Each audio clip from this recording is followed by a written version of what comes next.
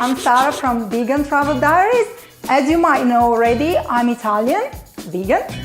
So today in the No Meat May kitchen, I'm going to show you how I turned some really famous pasta sauce recipe from the traditional one to the vegan version. The first one will be quattro formaggi, which is 4 cheeses. Then we're gonna have Bolognese. And the third one is the classical pesto. So let's get started. For 2 out of 3 sauces that I'm preparing today, I would highly recommend to invest in one of these. This is a life changer, seriously. You can do so many things with this little thing, believe me. It's gonna be so easier. You just chug all the ingredients inside and in about 2 minutes, everything is ready. So the first one that I'm going to show you today is the cheese sauce. We're gonna start with an ingredient that usually causes a lot of controversy, which is tofu. But for this kind of sauce, you will see it's just the perfect ingredient. Just have a look here. This is the one that I use, is the silken tofu. So for this one, the silken tofu is the best one because it's going to be really, really smooth and good to make a really creamy sauce. So we put all of it inside. We're gonna add half tablespoon of nutmegs, a bit of bio cheese. Then we will add 1 slice of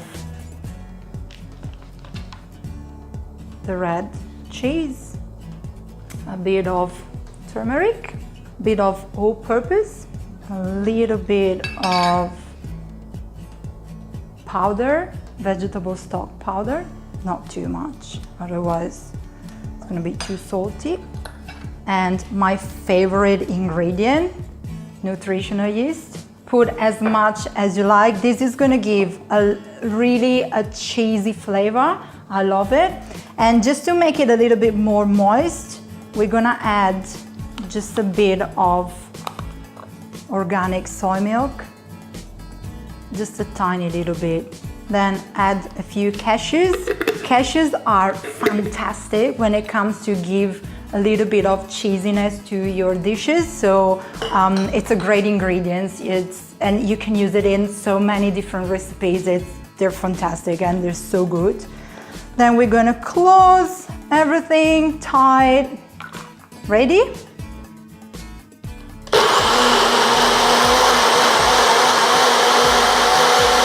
And what we need to do now is just heating it up a little bit together with the pasta that we have already prepared earlier.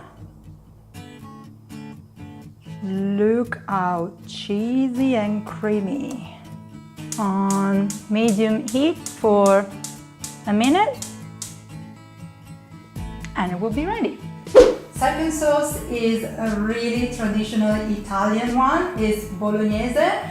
And we're going to use a substitute for the meat, and I'll show you later. First of all, we have to do a really important thing, which is chopping garlic, a carrot, and half onion, really, really, really finely, and put it in the fry pan with a little bit of oil.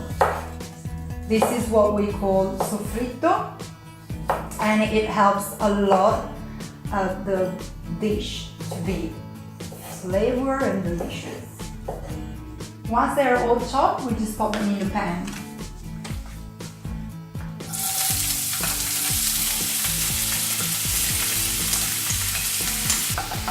So you will need about 5 minutes always stirring until it gets golden color.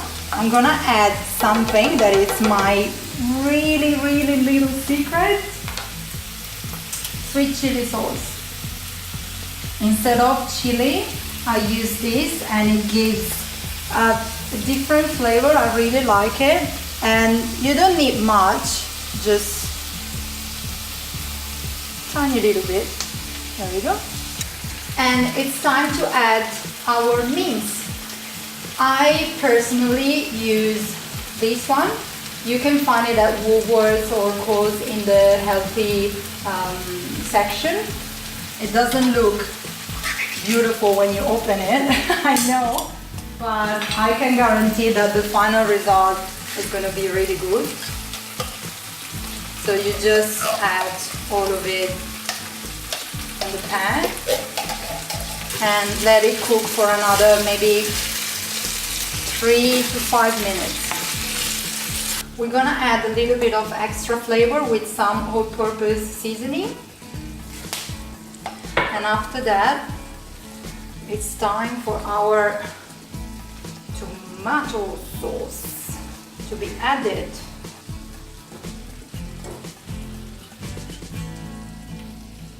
This will need to cook together for, I would say, another maybe 5 to 10 minutes.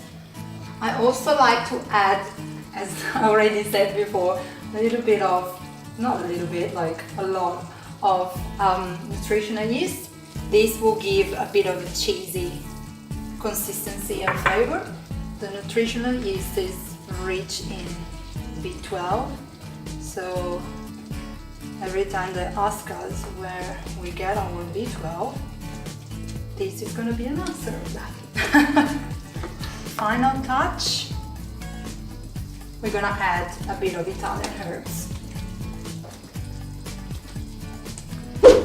Our third sauce today will be pesto. It's not the traditional pesto that you think of because you will need a really good mortar for that, but it's a pesto inspired sauce. It's more creamy, and to do that we're going to need a cup of pine nuts, half a cup of cashew nuts, nutritional yeast, of course, almost half of lemon juice, and we're gonna add a bit of garlic and salt. As you might have noticed, I have all my ingredients in jars. That's because I'm a huge environmental sustainable person, so I buy everything in bulks, and this is really important for me because we all care about our environment, and I think this is one little step that we could all do towards a better world and a better future. And last ingredient is oil. There we go. So we're going to mix this first to make it smooth, and then we're going to add the basil as last. You might need to add a little bit of water. Once you reach this consistency, we can start adding our beautiful basil. You're gonna need almost this quantity, so this is like a small little plant that I got from the supermarket. And rainy color. That means that our pesto sauce is ready. And creamy. So now we're gonna put that on our pasta and heat it up all together a little bit, and it's gonna be ready in a minute. All our pastas are ready. I'm gonna top all of them with something to give them a little bit of extra flavor and decoration. So we're gonna have a little bit of pepper over our spaghetti with cheesy sauce. Yum. A little bit of fresh basil on our Bolognese. And we're gonna top our pesto pasta with a bit of yeast flakes. And if you want to make it even more stylish, a bit of pine nuts. There we go. I really hope you have enjoyed these 3 pasta recipes, and hopefully they will encourage you to cook them the next week. And as you can see, you're not missing anything, not even the meat. We just have a substitute for that. So enjoy it and cook all of them. I really want to see your recipe. Bye.